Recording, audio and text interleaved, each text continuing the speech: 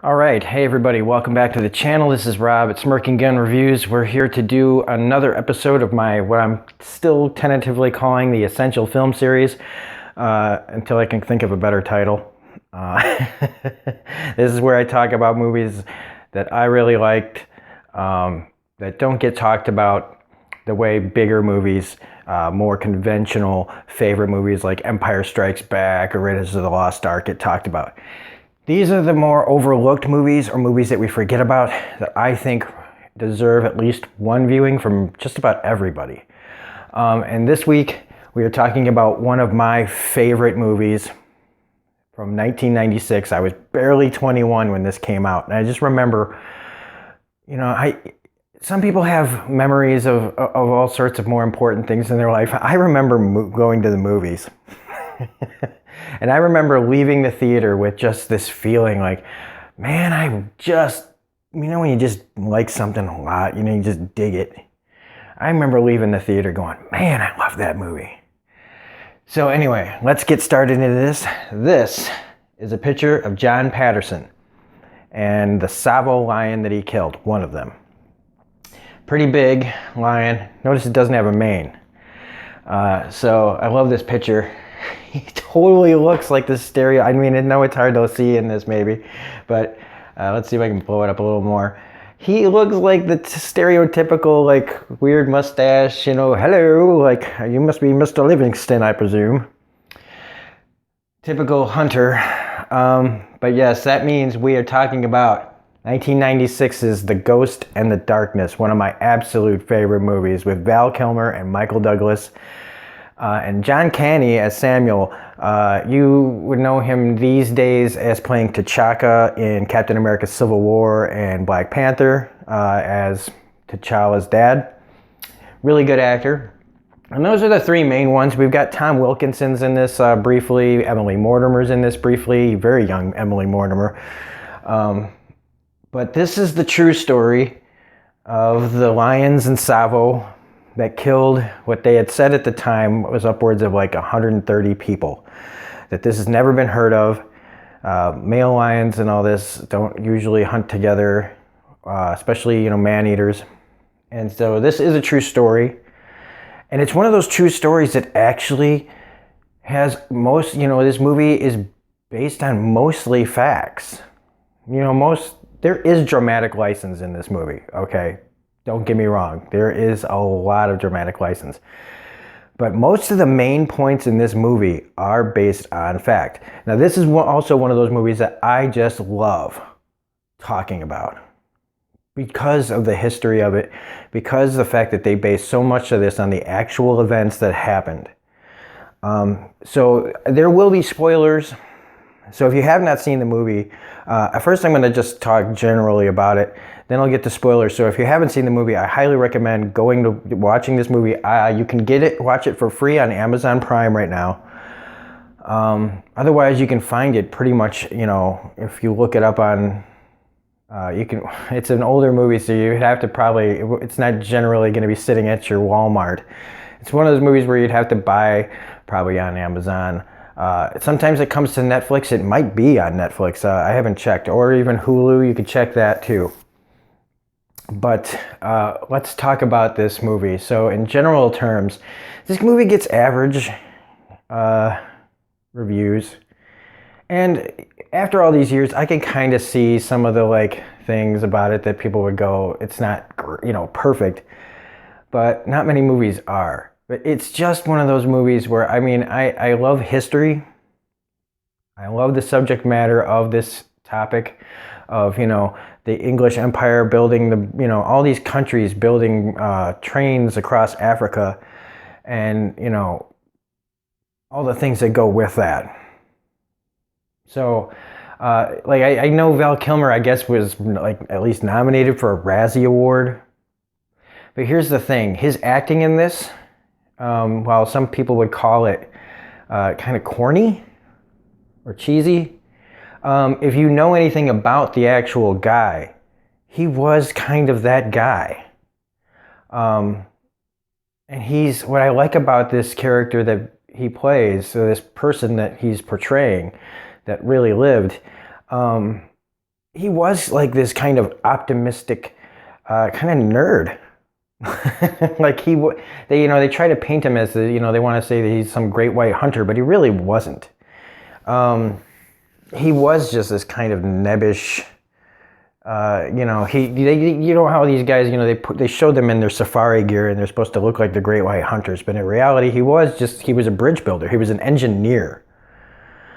And so when they portray him in this kind of like, this optimistic outlook and some of the things he says is kind of like, oh God, but it's like, that's just how he was. Michael Douglas in this movie is fictionalized. And that was mainly because I believe, they needed, to go off of Val Kilmer's, kind of positive attitude engineer character. You need the cocky kind of hunter. You need like Jaws has Quint, this has Remington. And you kind of needed that fictionalized character to give the movie more, kind of a shot of adrenaline that it needs. And Michael Douglas really brings it. I mean, especially his introduction into the movie is very much like an American, like boom, like his presence is big. Just like kind of like Quint has the whole scratching down the chalkboard, Michael Douglas has his own kind of unique introduction into this movie. Now, so going forward, this movie is tense.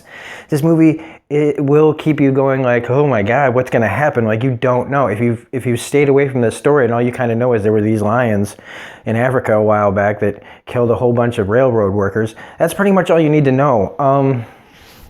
And it's one of those movies that like is almost like a horror movie at times. But it's really just like a great historical thriller. And it's one of those movies where for the first time, or you see it, you could be like, if you have like somebody next to you, you could like have them grabbing onto you, because there are moments where you're just like, oh shit, oh. So I highly recommend this movie. Okay, despite some of its flaws, and it has some. It has, there's like scenes of camaraderie, scenes of kind of levity that are great. But each time that happens, there's an offset scene right after that's kind of emotionally manipulative. Like, so like you kind of feel like the scene where they're all laughing was just in there so that the gut punch later is more effective to get an emotional response out of you. And that's just filmmaking. They got to do things like that. So we're at like 8 minutes now, and I'm going to start talking about spoilers. So from here on out, if you have not seen this movie, I highly recommend stopping this, go watch the movie. Because how I want to talk about this, I hope you guys see this movie, because I really want to talk about this now. So if you're still here, you've either seen the movie or you just want the movie spoiled for you. But I'm not just going to talk about the movie, because I can't talk about the movie without talking about the history. And talking about the history kind of spoils the movie. So, and I said, I've done research on this. This is one of those that just gets me, where I had to like look up stuff. And I've done this like since this movie's like close to 22 years old. I've just been fascinated by it. Now, these people the people in Africa, they believed different things about these lions. Some people think that they're like spirits of like medicine men, come back to stop the white man from, taking over the world in Africa and all that. And that's all well and good. But those are the fantasies of people that don't know they're about to be conquered, kind of thing, like Indians and stuff like that, which I'm not saying that like they're stupid. It's just coping, how you tell a story to make yourself feel better. Ghost stories and all that stuff to explain away real life stuff. Some people just call them straight up evil, because male lions and man-eaters, look, male lions don't typically hang out. And when they're man-eaters, the studies say that they definitely don't. Males have solitary lifestyles, except for when they're in prides. And when they're in prides, there's just usually one lion. And he runs off in the other ones. So the fact that these two were killing together is one of the most interesting aspects of it. There's a whole bunch of just so many little tidbits. Like in the movie, these lions are portrayed as your typical male lions with the big manes. But in actuality, the Tsavo lions didn't have manes. And I think that in the movie, they gave them manes because people would be confused. General audiences would probably be confused, going, well, those look like girl lions. But and it's not uncommon for male lions to not have manes. It's a kind of a heat thing. Now, to also talk about the area Tsavo and the lions that live there, even now, it's not a nice place to live. And when they describe it in this movie, it's like a place of slaughter. This place is not like great at all by any means. It's a difficult area to be at. And for the lions that are there, there's not the usual number of game that are in other places. So when these railroad guys come to town, it's kind of like a smorgasbord. And people, you might say, well, why weren't there more guns? They just didn't have any. And in the book that Patterson wrote, The Man-Eaters of Tsavo, he said, yeah, we'd be out there with guns, but the lions just always seemed to be where the guns weren't. A lot of luck. A lot of people talk about the luck of the lions because they just always seem to be where they were going to be the most successful at killing. Because in the story, they talk about, the guy that, in the movie you got this guy, Mahina, who's this big guy. And they talk about how he was dragged from his tent.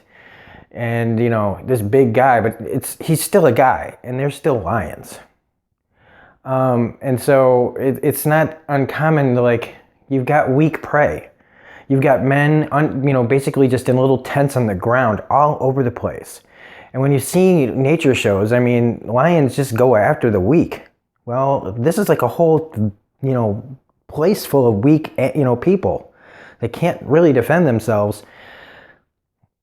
And when, it's like the fox in the hen house kind of situation where the fox just kills all the chickens because all he sees is prey, and so in this situation, just killing to kill because you see another thing. It's like if a lion were to walk in, up to a bunch of water buffalo and none of them did anything, they would probably just start killing everything and they wouldn't necessarily eat because they're animals. It's instinct. So, you've got these guys that are just, out there defenseless, and so no wonder they killed a bunch of people. In fact, I'm surprised that they didn't kill more. But the thing about the number is that they say that when, the number was like 135 or something like that they killed, but that it was actually lower than that, closer to like 35 to 40. That's a lot of goddamn people. They figure that some of them probably just ran off, out of fear.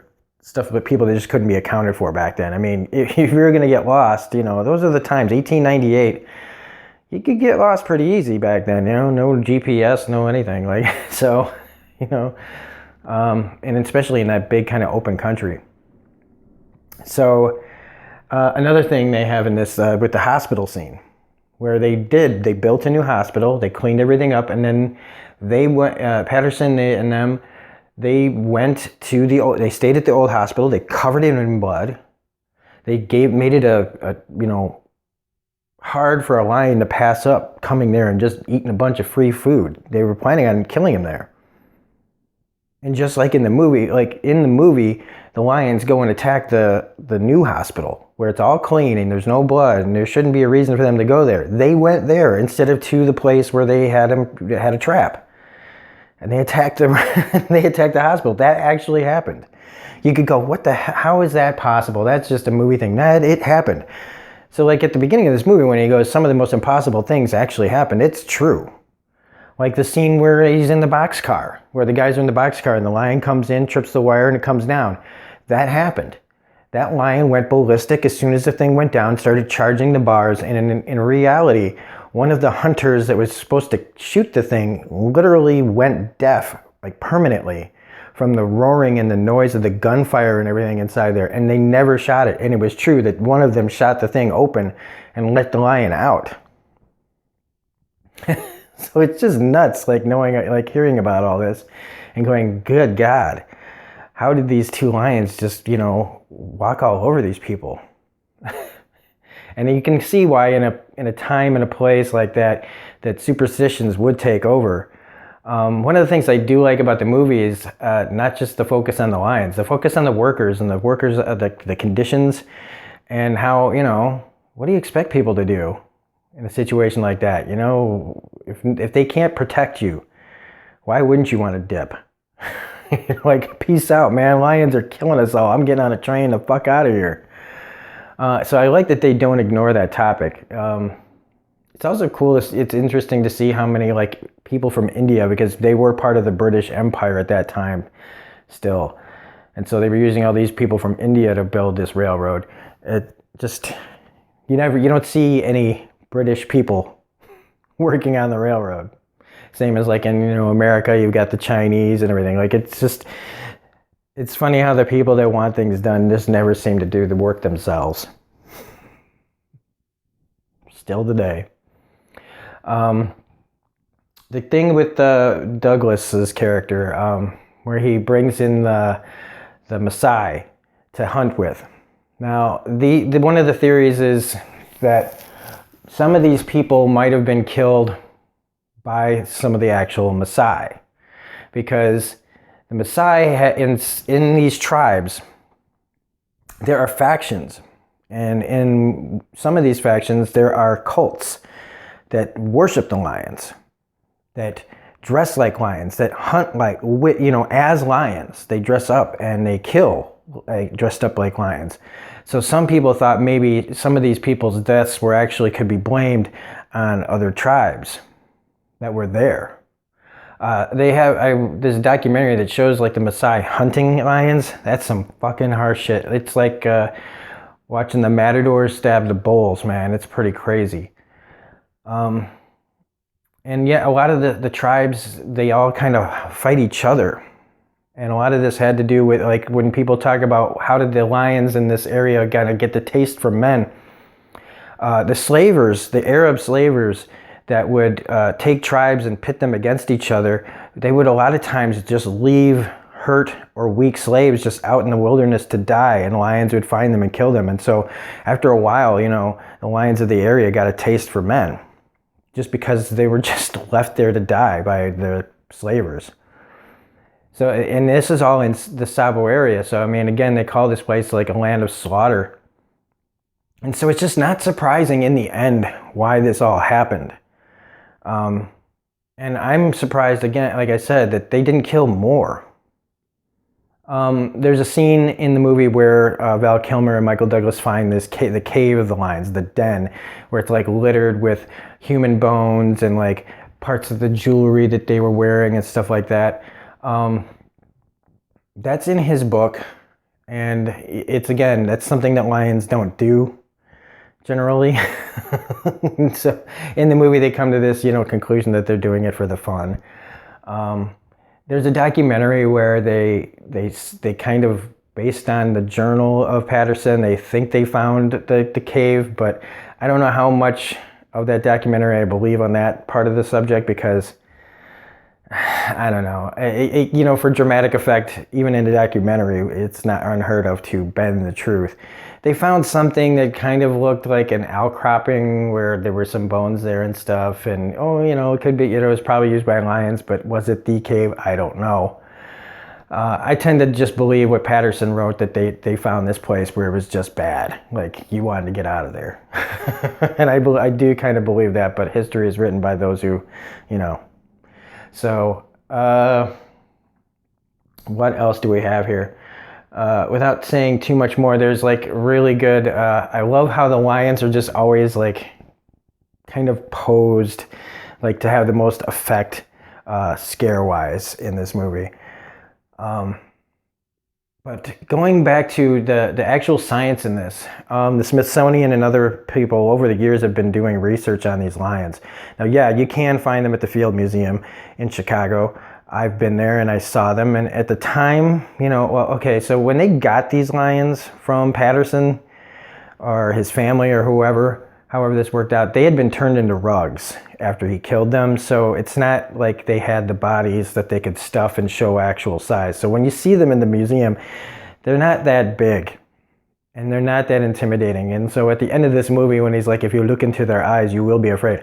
Well, first off, you know, they're not their eyes. They're like little doll eyes, you know, from like stuffed animals.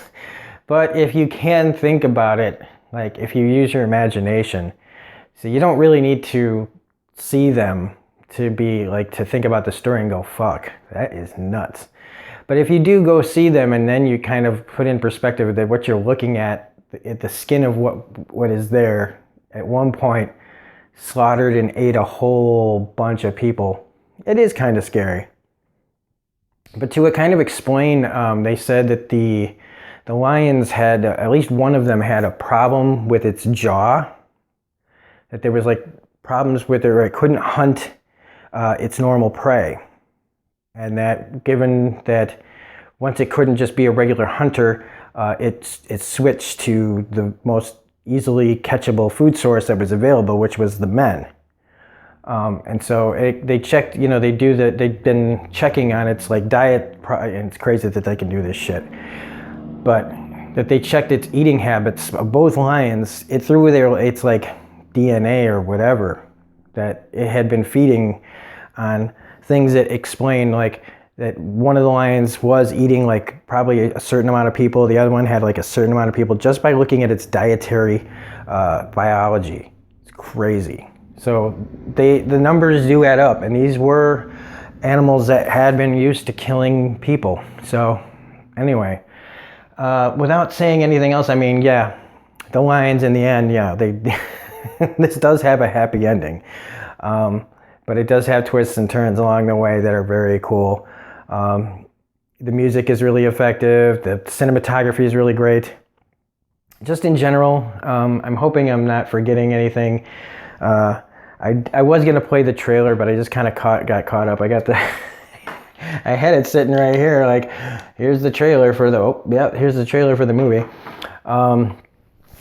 Michael Douglas's Remington is an over-the-top character, but a highly enjoyable one. He's one of the, like, I know my last movie was The Game, my first of the Essential film series, and now I'm doing another Michael Douglas movie. And the next time I do this, it will be for another Michael Douglas movie. Try to guess which Essential film series I think you should see from Michael Douglas. A movie that, again, does not get talked about a lot. So that's about it. If you like this video, please hit the like button. I'm so happy to finally be able to talk about this movie. Something that I just will continue to watch periodically throughout the rest of my life. And I highly recommend that you guys at least check it out once. Just kind of a bucket list, check it off movie. So that's it. This is Rob for Smirking and Reviews saying thank you very much for picking this video to watch. Hopefully you watched it all the way through. Hopefully you, if you hadn't seen the movie, you went and watched it and then came back. So anyway, have a great day, and we will see you on the next video. Bye.